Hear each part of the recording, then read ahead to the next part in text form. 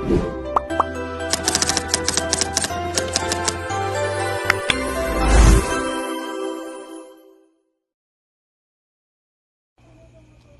day, everyone, especially to our beloved instructor, Ria Amor Mahan. We are the group through, and today we will be discussing one of Jose Rizal's most important essay, The Philippines a Century Hence. Before we begin, here are learning objectives by the end of this lesson. We hope that you will able to assess Rizal's writing, understand the value of looking at the past, and frame arguments based on evidence. Let's look at the essay itself. The original title in Spanish is Filipinas dentro de 100 años.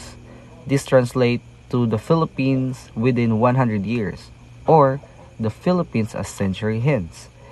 It was written by our national hero Jose Rizal. The main purpose of this essay was to forecast the future of the Philippines 100 years from the time he wrote it. It was published in the newspaper La Solidaridad in Madrid. In this essay, Rizal shared his feelings and observations about the country. He wrote about first, the glorious or the great past of the Philippines. Second, the poor conditions of the Philippine economy at that time. And third, the sufferings of native Filipinos under the cruel Spanish rule. Finally, Rizal gave a strong warning to Spain. He warned them that their dominations would come to a catastrophic end if they did not change their ways. He even suggested that major historical events like the French Revolution in Europe could inspire the people in the Philippine Islands. In short, Rizal used history and analyzed to predict the Philippines would one day be free. Thank you, and we will now move on to the next part of our report. There are three causes of miseries. First is the First is the Spain's implementation of her military laws. Second is the deterioration and disappearance of Filipino culture, and the third one is the passivity and submissiveness to the Spanish colonizers. First is the Spain's implementation of her military laws. So, Spain imposed strict military laws in the Philippines, which led to abuse of power, forced labor, and harsh control over the people. These laws caused widespread pov- poverty, neglected families and farmlands, and greatly slowed down the progress of Filipino life. Next is the deterioration and disappearance of Filipino indigenous culture. So, when Spanish arrived, they introduced new beliefs and traditions that replaced native customs. Over time, Filipinos began losing confidence in their own heritage, forgetting their original religion, practices, and traditions, which led to the gradual disappearance of their indigenous culture. And the last one is the passivity and submissiveness to the Spanish colonizers. Filipinos become passive and obedient to the Spanish colonizers because of fear and intimidation, especially from the powerful Spanish friars. Over time, they learned to accept to accept foreign control, staying silent and submitting to authority even when it was unjust. Rizal's core questions and stances. Rizal questions whether Spanish could inhibit the growth and development of the Philippines despite the negative effects, abuses, corruption, deterioration. Rizal was optimistic that progress would still happen eventually. So first is failure to keep people uneducated and ignorant. Rizal agreed that Spain's attempt to keep Filipinos ignorant did not work, even if the Spain tried to suppress education, they failed to stop the awakening of the Filipino mind. So, national consciousness still arose and many intelligent Filipino thinkers, writers, and leaders emerged, proving that knowledge cannot be suppressed forever. So, for example, maskin ilang gipaboran nga dili educated ang Filipino na ay mga Jose Rizal, Marcelo del Pilar, Graciano Lupisay na mga evidence nga dili mapugnan ang utok o pagmata sa katawhan. Next is failure to keep people impoverished. So, Spain also attempted to keep Filipinos trapped in poverty so they would remain obedient. However, this strategy also failed. Instead of making the Filipinos passive, constant suffering pushed them to desire to change even more. So their harsh living conditions is motivated them to look for new opportunities and strive for the progress. Kung mas gipapubli sila, mas misangko ang ilang pangandoy sa kaayuhan. Mao ni ang nakahatag ug kusog sa nationalism o desire for changes. So next is failure of extermination as an alternative. So the most extreme method Spain could use was extermination, destroying the people to stop progress. But according to Rizal, this was impossible. The Filipino race survived wars, famine, and hardship.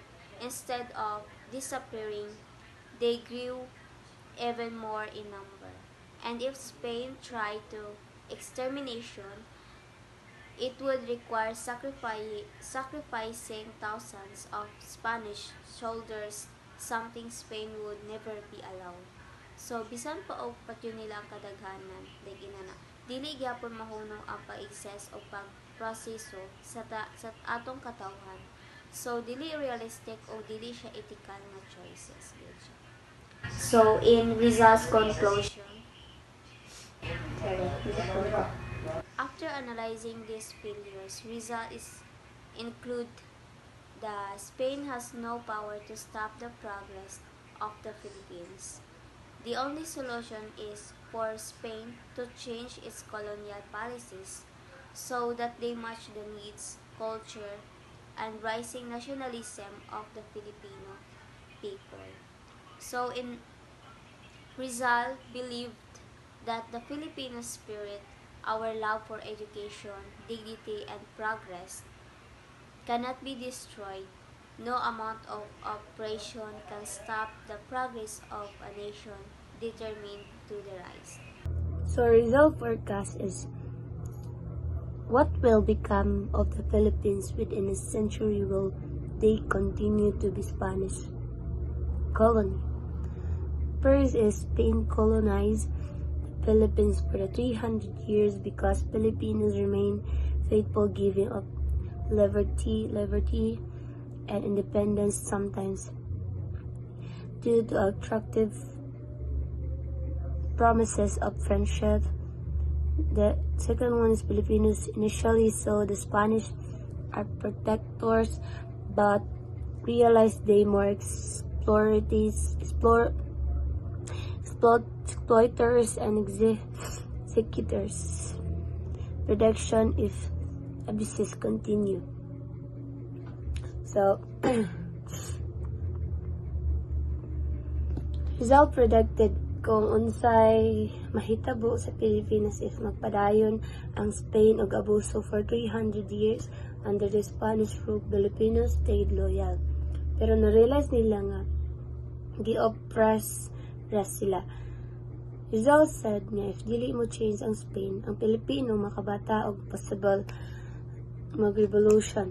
Gusto po sa Pilipino ang representation sa Spanish Cortes and freedom to speak against abuses.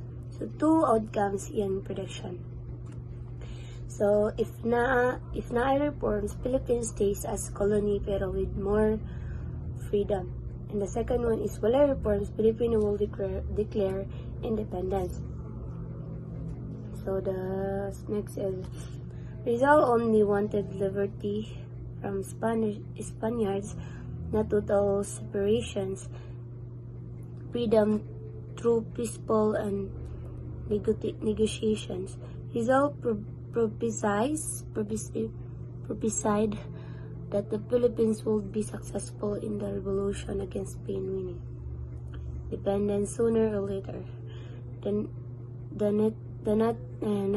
natives waged war despite lacking weapons combat skills. In 1898, the Americans wrestled with Spain to win the Philippines.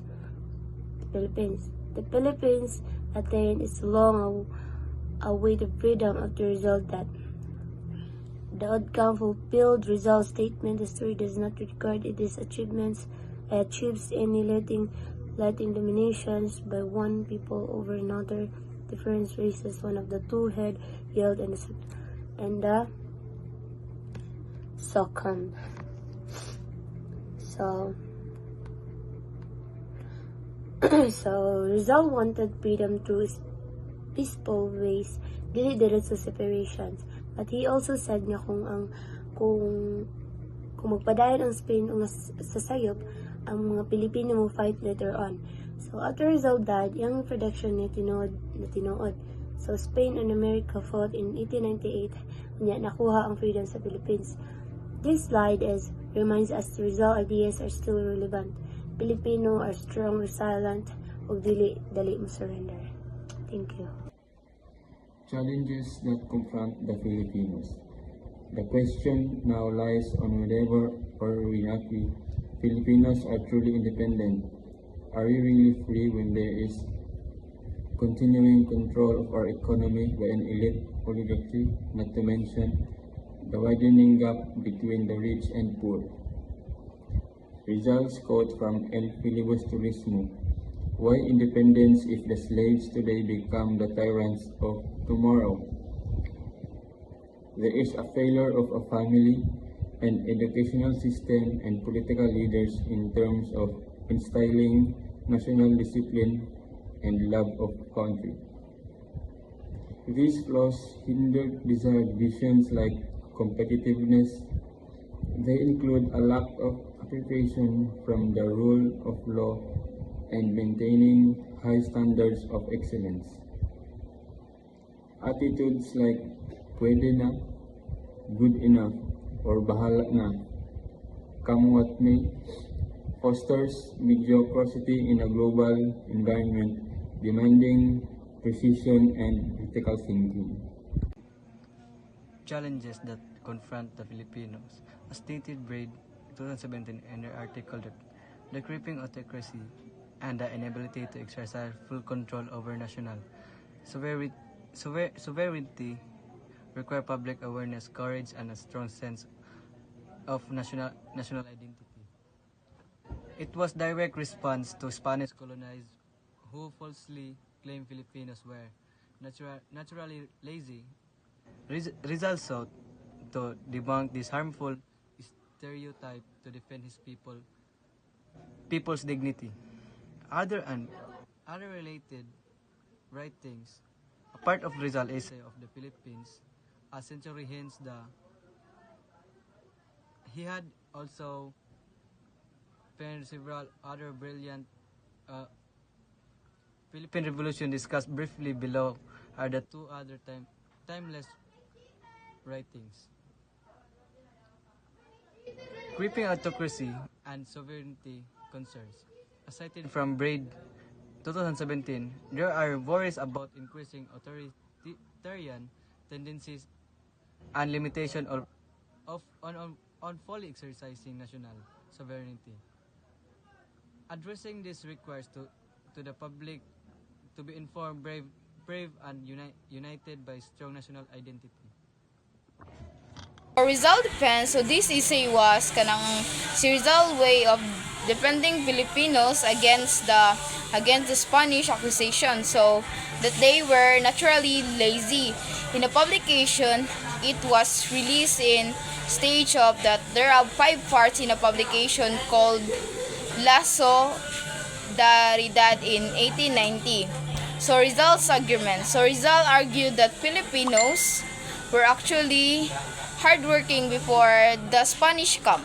So a source of laziness. So he believed that any perceived laziness was not part of their nature, but rather a result of the decline in economic activity, so caused by the Spanish colonial. So, Galilean trade. So, cut-off trade. The Philippines couldn't trade with other Asian and Middle Eastern countries. So, ang Spain only, so na business trade was allowed with Spain through Mexico. And the local businesses died. So, this caused small Filipino businesses and handicrafts to disappear. In the forced labor, so no love for work. So Filipino lost their individualism for work because they were forced to do it. So in the working for Spain, so they had to work on shipyards, road, and public works often due to war Spain was fighting. In the agricultural suffered, people stopped farming, doing industry and trading. So in the lack of protection against the foreign enemies, so no protection. So in Spain didn't protect Filipinos from invaders and the pirates. So in the death and destruction, so people were like killed, homes were burned, and land was destroyed because Filipinos had no weapons to defend themselves. In a loss of interest, so this made Filipino lost interest in farming or building, and they become reliant on God. So, the crook education system, focusing on the repetitive prayers and useless topics while lacking practical skills like farming and the industry, hindered the Philippines to progress. So, in the bad example, so set by Spanish rulers who despite manual labor were lazy in their duties and relied excessively on servants and negatively influenced by the Philippine society. Hello everyone, my name is Genevieve Christine Pacquiao. Good day, especially to our instructor. In today's discussion, I will talk about the 7 causes of declines. In the first slide, it is highlighted the factors that contributing the societal declines, focusing on widespread gamblings and flowered religion system. Gamblings was prevalent and the religious teaching promoted the idea that poverty made it easier to get into heaven while discouraging the hard work. So, ingani siya sa una. Ang gambling daw kuno mas favor pa siya kaysa sa kanang magtrabaho kag tarong. Like for example is sa panahon na takaron is more on tari, di ba? So, sa unang panahon, ginahimo bitaw siyang kanang kalibangan sa tao. Like, ano ba na? Kalingawan sa tao everyday, not like karon nga sa isa ka bulan kaysa lang magtari, sa una ginaadlaw-adlaw gina nila. So, in the next slide, we talk about the Rizal and the Spanish influence. It means Rizal argued indolence was due to Spanish policies like heavy taxes and lacks of support. For example, like kanang gatrabaho kag kugi, like pareha sa mga tao karon gatrabaho sila super hard para sa ilang kaugalingon, pero ang gobyerno ra gihapon ang mabulahan sa tanan kay even sa tax mas dako sila makuha kaysa sa incentives bitaw sa tao nga dapat para sa tao. So, in the third slide, it talks about the internal factors. It means Filipino inferiority, resilience and miracle, and lacks of national sentiments hindered progress. For example, is Filipino prepared routine task, lacking of ambitions for greater goals. Kana bitang ang mga tao sa una kay mas prepare nila ang kung unsay ginabuhat everyday, like man na ilang routine, Tapos kaning kulang silag ambisyon bitaw sa una, dili parehas karon nga daghan na kay ambisyon ng mga tao. Especially bisag bata, padaghan na kay sila gusto buhaton sa kinabuhi nga na karon og sa una. And that's it po. Thank you and God bless. Letter to the Young Women of Malolos. This essay was written for 20 brave young women from Malolos, Bulacan. On this very date, December 12, in 1888, this woman formally asked the Spanish government general for permission to open a night school. They wanted to study the Spanish language under the teachers named Teodoro Sandico. This was the very courageous act at that time. Although the local Spanish priest objected, that the woman did not give up. They kept fighting and their request was finally granted. Their condition was that a woman, Señorita Guadalupe Reyes, would be their teacher. After hearing about the bravery, Marcelo H. Del Pilar asked Rizal, who was in London, to write a letter praising them. In Rizal's message, he wrote the letter in Tagalog on February 22, 1889. In the letter, Rizal strongly argued for the educations of women. He desired that the woman would be given the same opportunity as men. He directly challenged the traditional view that a woman's main job was only to be a wife or a homemaker. In summary, this letter is a powerful message that about the importance of female intelligence education and courage in building a better nation. Letter to the Young Women of Malolos. The salient points contained in this letter are as follows. The rejection of spiritual authority of the friars. Not all the priests in the country that time embodied the true spirit of Christ and His church. Most of them were corrupted by worldly desires and used worldly methods to affect change and force discipline among the people. 2. The defense of private judgment. 3. Qualities Filipino mothers need to process as evidenced by his portion of his letter. Rizal is greatly concerned of the welfare of the Filipino children and the homes they grow up in. Duties and responsibilities of Filipinos, mother to their children. Counsel to young women on their choice of lifetime partner. The responsibilities of Filipino mothers to their children. Rizal highlights that the vital role of Filipino mother in shaping their children. A mother's action set an example, and blind obedience can model weakness. This may lead children to become unthinking followers, sacrificing their rights. And Rizal also stresses that educated, courageous mothers are crucial for raising independent, critical thinkers. Secondly, the qualities of mothers have to possess. Rizal believed that Filipino mothers should be noble and loving to their husbands, and it says here that the Filipino mother should tender and raise patriotic children who serve the state, and also inspired by Spartan's women. They should instill love for God, country, and fellow men.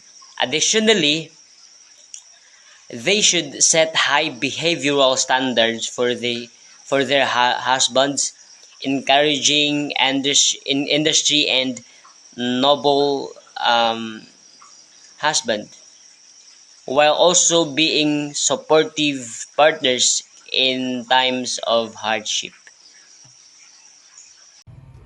Next, let's look at the Rizal's advice to an unmarried women on choosing a partner. Jose Rizal tells women that they should not be easily fooled by a man's look or outward appearance, as this can be very deceiving. Instead, women should pay attention to a man's firmness of characters and his lofty ideas. Rizal's lists three case things a young woman must look for in a man she plans to marry. First, he must have a noble and honored name. Second, he must possess a manly heart. And third, he must have a high spirit that is against the idea of just a racing slave. And finally, here are the summary of Rizal's core message in the letter to the young women of Malolos. The entire letter focuses on 5 major points. Mothers should teach their children to love God, their country, and their fellow men. And number 2, mothers should be proud and honored like the Spartans' mothers who to support their sons in defending the country. And number 3, the women must know how to protect their dignity and honor. Number 4, women must educate themselves while keeping their good traditional values. And the last one, number 5, the true faith is not just reciting prayers but living the real Christian's way with good morals. Rizal's message is clear. The strength of the nations begins with strong, educated, and morally upright women who raised good citizens. This balance in the home is more valuable than any amounts of wealth or fame. Thank you, and that's the